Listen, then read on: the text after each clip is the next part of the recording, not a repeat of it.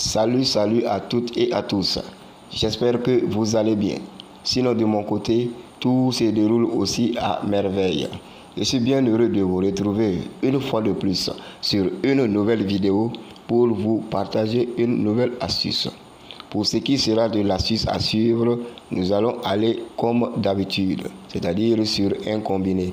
Et dans ce combiné, nous n'aurons que des événements de football, notamment sur la Ligue Europa.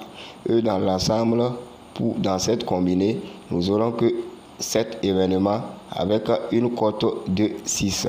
Et tous ces événements ont été minutieusement analysés afin que nous puissions faire d'une pierre deux coups, c'est-à-dire un coup KO sur cette journée de Ligue Europa à venir. Alors donc, sans plus tarder, nous allons nous rendre donc au niveau de cette compétition pour sélectionner nos événements avec quelques analyses à l'appui.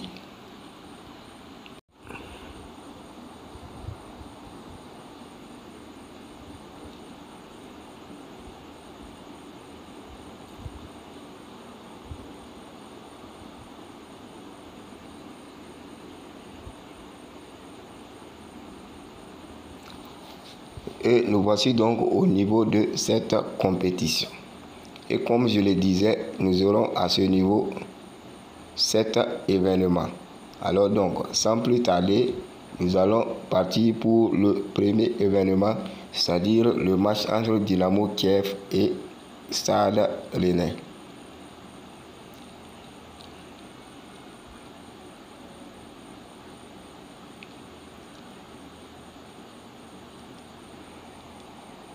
Ainsi donc, sur ce match, je suis allé sur un total individuel de buts pour l'équipe qui reçoit, à savoir l'équipe du Dynamo Kiev. Et pour cette équipe, j'ai accordé un total de plus de 0,5 buts, soit un but pour cette équipe dans la rencontre. Alors, pourquoi cette option sur ce match?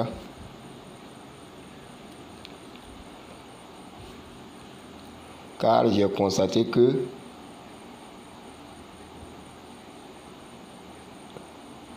cette équipe qui doit jouer à domicile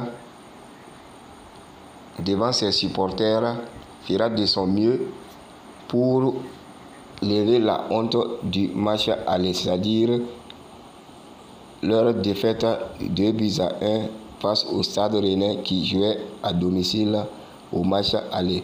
Ainsi donc, sur ce match, Dynamo Kiev et Stade Rennais, je peux dire que ces deux équipes qui se valent actuellement, il n'y a pas de favori à 100% dans ce match. Alors donc, je pense que le Dynamo Kiev réussira au moins à marquer un but dans cette rencontre. Après donc ce premier événement, on va se rendre maintenant sur notre second match, à savoir le match entre Karabag et l'Olympiakos. Alors donc, sur ce match, je suis allé sur un total individuel, plutôt je suis allé sur un total combiné de buts durant les 90 minutes. C'est-à-dire que j'ai opté sur ce match sur un total de 2 buts, plus de 1,5 dans la rencontre. Alors pourquoi cette option sur ce match? Car j'ai constaté que l'Olympiakos n'a plus sa forme d'antan.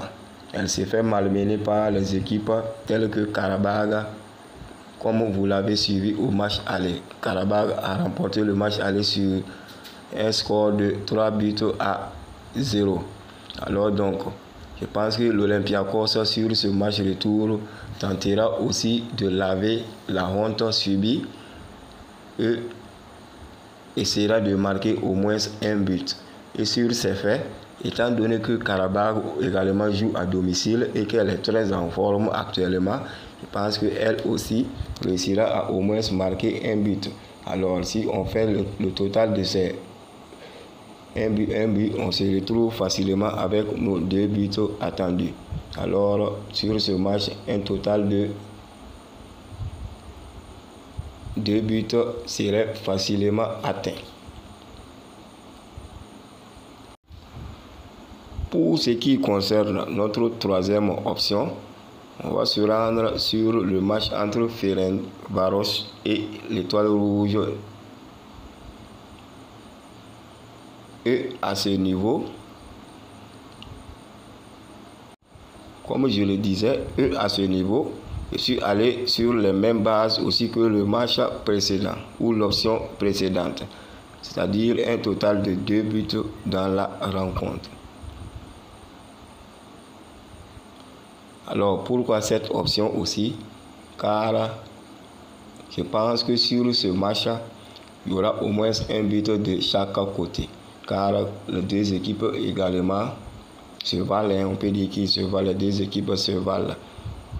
Sur ce match, je ne vois pas de favori en tant que tel. Comme vous pouvez le voir sur les cotes sont sensiblement égales. Alors donc sur ce match, je peux même voir ou opter sur les deux équipes vont marquer.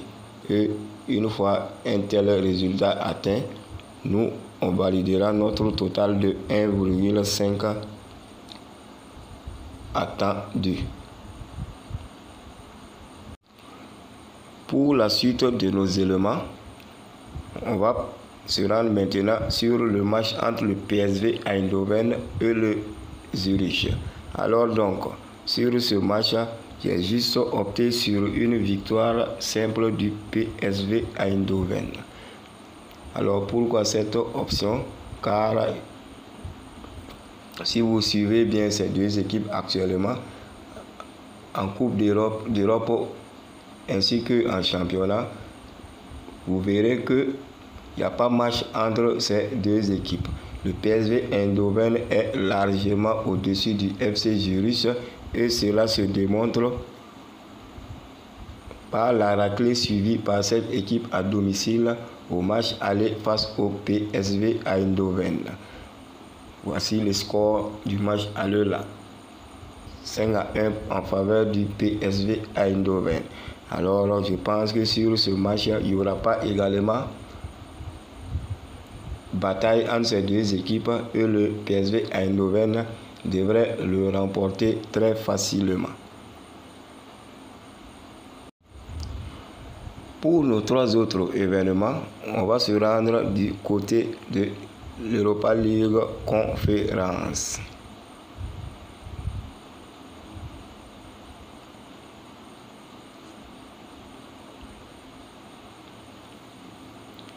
Et à ce niveau, 3 matchs feront partie de notre combiné, à savoir le match entre l'Austria Wien et Villarreal, le match entre Istanbul Buyezehir et Riga Futbola Skola,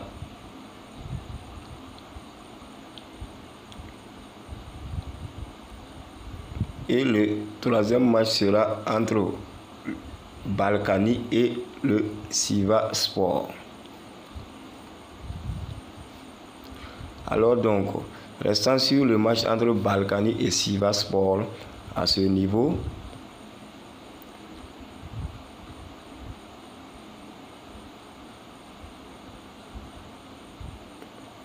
je suis allé sur l'option total de buts temps réglementaire, à savoir un total de buts de plus de 2 durant la rencontre. Alors pourquoi donc cette option? Car c'est la deuxième fois que ces deux équipes se rencontrent. Alors sur le match aller, il y a eu un carton de but de la part de chaque équipe, soit un score de 3-4 en faveur du FC Balkany qui jouait à l'extérieur. Donc cela veut dire que le Sivasspor a été battu à domicile par cette équipe un peu méconnue. Alors donc, sur ce match en retour, je pense que le Sivasspor va essayer aussi de laver son honneur en s'imposant à l'extérieur comme l'a fait le Balkany au match aller. Alors, comme nous avons constaté que cette équipe aussi a pu marquer jusqu'à 4 buts contre le Sivasspor, je pense qu'elle peut encore récidiver sur ce match en marquant au moins un but. Alors donc si on prend un score de 2-1 sur ce match, on a facilement nos 3 buts attendus, ou même voir des scores de 3-0 ou 3-1 sur ce match. Restant toujours dans cette compétition, nous allons maintenant aller sur le match entre l'Istanbul Basaksehir et le Riga Futbola Skola. Et à ce niveau, j'ai juste opté sur une victoire de l'Istanbul Basaksehir. Alors, pour ceux qui ont suivi le match aller, vous n'êtes pas sans ignorer que le match s'est terminé sur un score de 0 but partout.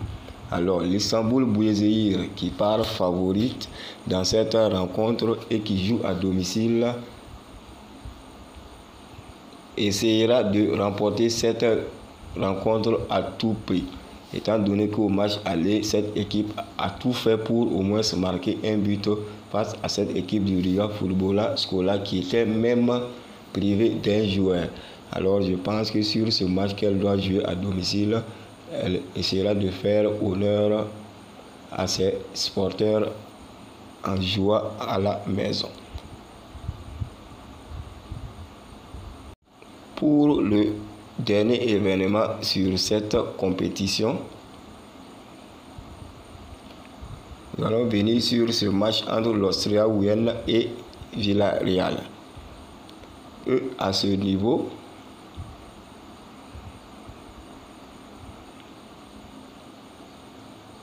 j'ai attribué un total individuel de buts à l'équipe du Villarreal, soit un total de plus de 1 but dans ce match. Alors, comme vous le savez, le Villarreal est une équipe très en forme en ce moment et surtout dans ces compétitions mineures de Coupe d'Europe. Alors, face à cette équipe de l'Austria Vienne qu'elle a battu très facilement au match aller, je pense que sur ce match retour, le Villarreal marquera au minimum un but, voire même 2 pour valider notre option.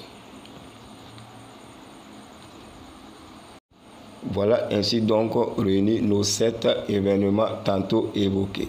Et comme vous le voyez, la cote également tourne autour de 6 comme je l'avais annoncé au début.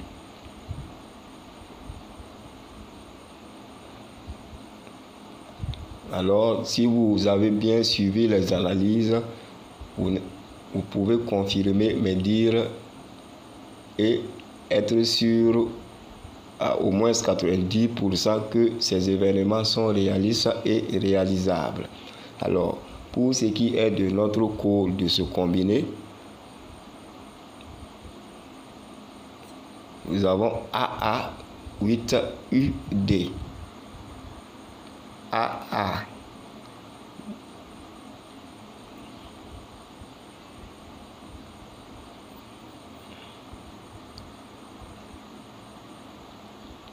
AA8UD.